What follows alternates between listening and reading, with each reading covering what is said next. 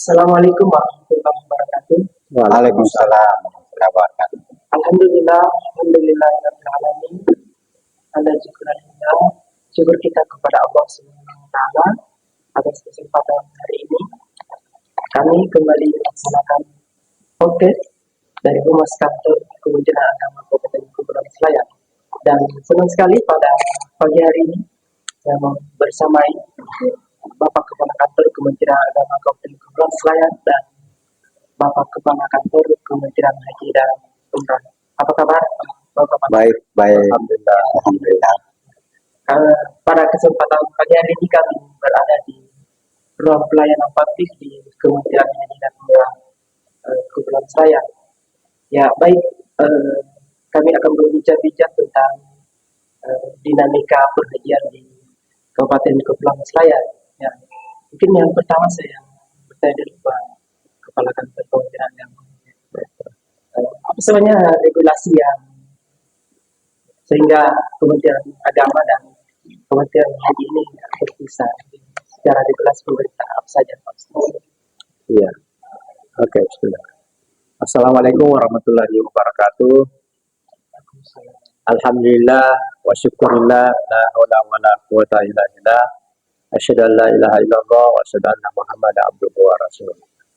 Allahumma shalli ala sayyidina Muhammadin wa ala alihi wa sahbihi ajmain. Baiklah, alhamdulillah pada kesempatan ini tiada lain kita memuji dan memuja kebesaran Allah Subhanahu wa taala karena hari ini di tengah-tengah kesibukan kita ini sementara seleksi petugas baik PPH Arab Saudi dan petugas kloter untuk tahun 2026 1447 Hijriah. Dan tentunya hari ini adalah sebagai terakhir dari Kementerian Agama melakukan seleksi. Seleksi pertama ya Pak Kepala di Kemudian ya pertama di kantor Kementerian Agama karena bentuk pertanggungjawaban sebagai bentuk dari akuntabilitas yang kami lakukan di Kementerian Agama. Nah, dasar pemisahan kami ini itu sangat terkait dengan ya merujuk di Undang-Undang nomor 14 tahun 2025 yang sangat terkait dengan penyelenggaraan ibadah haji, dan itu sudah ditangani oleh Kementerian Haji dan Umrah ya secara struktural mulai sampai tingkat bawah. Ya, sehingga inilah yang menjadi dasar untuk pelaksanaan penyelenggaraan ibadah haji di tahun 2026 1410 ya ditangani nanti oleh Kementerian Haji dan Umrah baik di tingkat kabupaten, tingkat provinsi dan masuk di tingkat pusat Jakarta.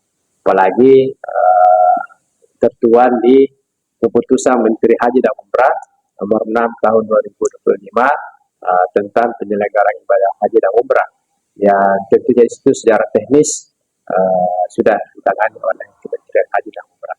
Itu sudah dasarnya itu.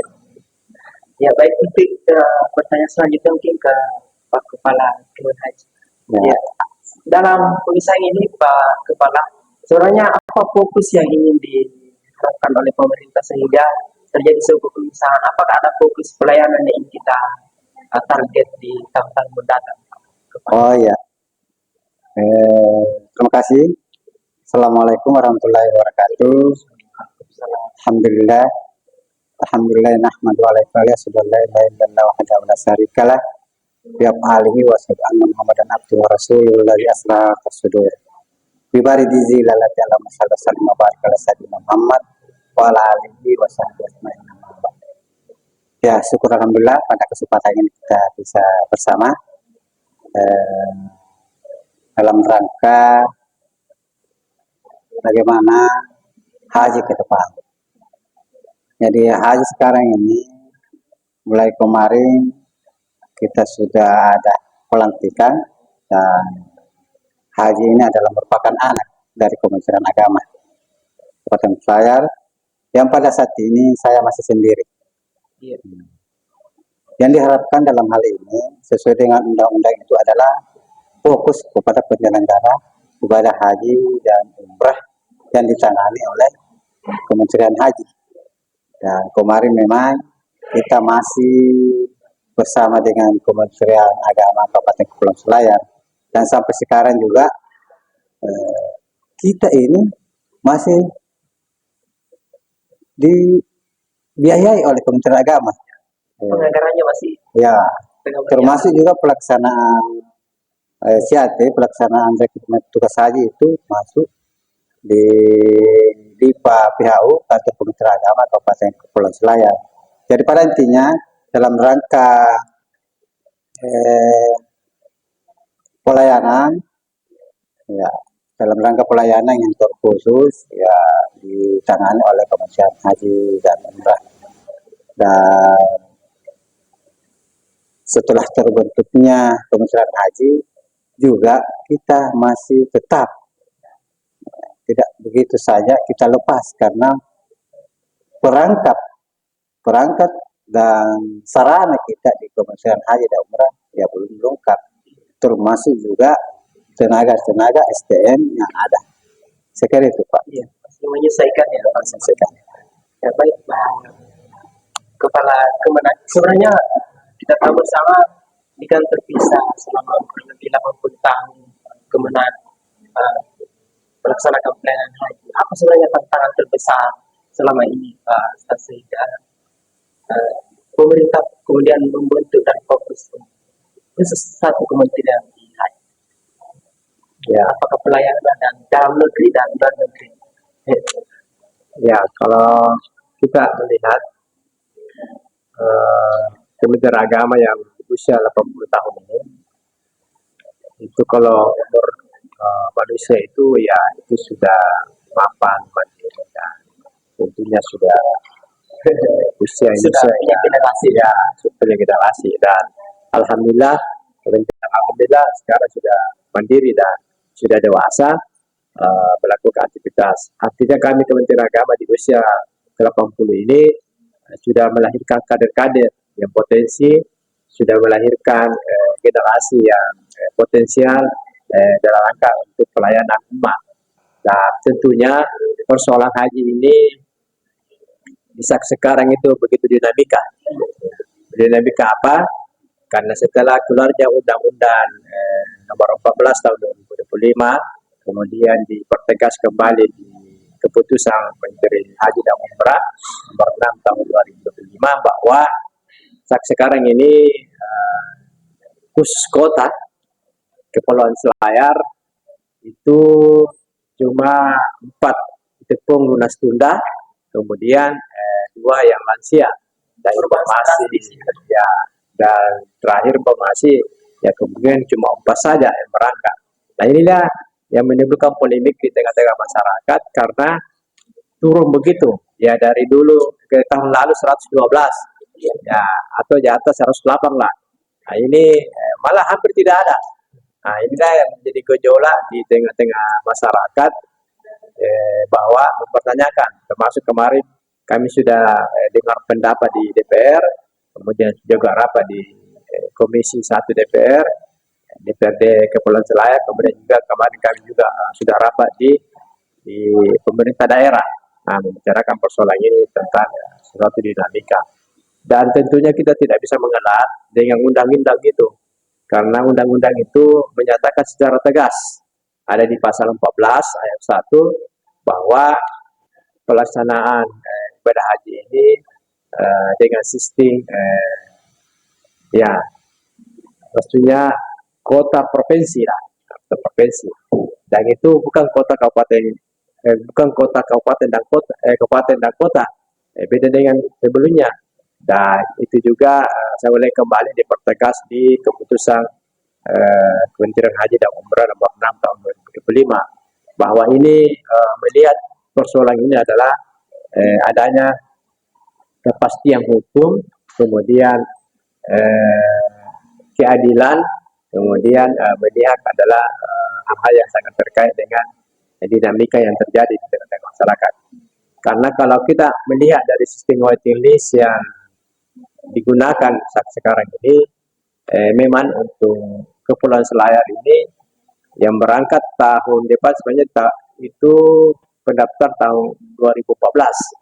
Nah, tetapi kalau kita melihat dari regulasi yang ada sekarang ini, itu yang mau diberangkatkan diselesaikan itu mulai 2009, 2010, dan 2011.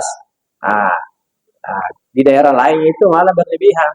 Ya, karena di tahun itu mereka belum berangkat, masuk ke pendaftar tahun itu. Ya, mulai 2009, 2010, 2011. Nah, malah kalau selayar itu sudah semua, kecuali yang menjadi tantangan ke depan untuk Kementerian Haji dan Umrah, yang senantiasa kami memberikan sosialisasi seperti hari ini. Yang telah dirumuskan bersama DPR di Komisi 8 bahwa ketentuan untuk melaksanakan penyelenggaraan haji itu secara waiting list, tidak daftar tunggu. Nah, akhirnya selayar itu cuma apa saja yang berangkat, itu pun ya ditunda, kemudian ada siapa orang. Nah, inilah yang menjadi harus kita lihat, karena di pendekatan yang digunakan itu kan ada 3 hal. Ya, pertama, pendekatan secara waiting list, ya dengan daftar tunggu yang ada. Kemudian yang juga dengan pendekatan secara kapasitas untuk penduduk muslim. Nah, sedangkan yang ketiga adalah pendekatan kombinasi itu. Ya, kombinasi dalam arti antara waiting list dengan penduduk muslim. Ya, waiting list 70%, kemudian juga muslim 30%. Nah, dinamika yang terjadi dan ditunjukkan dengan saksi sekarang ini, ya akhirnya digunakan secara waiting list. Dan memang kalau kita memperhatikan ini mungkin cerita barangkali cerita para calon jemaah kita yang mendaftar di daerah lain, ya, seperti yang banyak seperti Bone, Sidrap, Pintran, Goa, Wajo, Batai, dan Berbahal. Sehingga ini kecenderungan mereka lebih tinggi porsinya. Dan untuk sekarang selayar ini, ya kalau kita memperhatikan aplikasi yang ada di Pintar ya, itu tujuan itu adalah tahun berangkat. Ya, jadi mungkin ini kita kosong ini selama kurang lebih 6 tahun ini pemberangkatan.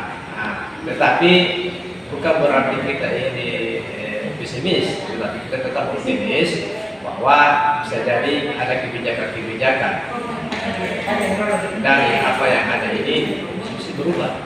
Ya, tapi kami dari Kementerian Haji bersama Pemda dan DPR terus memberikan aspirasi kepada masyarakat kita khususnya kepala selayar. Tetap kami menindaklanjuti ya ke pusat, apakah melalui Komisi 8 atau Kementerian Haji dan Umrah, dan tentunya akan kami menjadikan bekal ketika kami memberikan informasi kepada masyarakat tentang pentingnya kenapa ini berubah ya. Karena terus terang kami di Kementerian Agama sama Kementerian Haji dan Umrah ini adalah pihak eksekutor, bukan eksekutor ya, bukan membuat kebijakan regulasi. Kami juga eksekutor, karena selaku eksekutif ya apa yang regulasi yang ada, apa yang ada yang kami jalankan. Ya, cuma memang di sisi lain perlu ada penjelasan yang fit dan akurat dan valid supaya masyarakat kita di Kepulauan Selayar ini memahami mengapa terjadi begitu. Ya, artinya kami juga ini memahami bahwa kita ini sehati dan sejiwa, dalam arti bahwa kami merasakan itu, karena yang berangkat di tahun 2020 itu kan ya teman-teman kita, sahabat kita, malah ada keluarga kita yang berangkat. Nah, tapi itu semua nanti menjadi hal tertentu juga akan kita lanjuti nanti setelah seleksi petugas haji. Saya kira itu sebentar.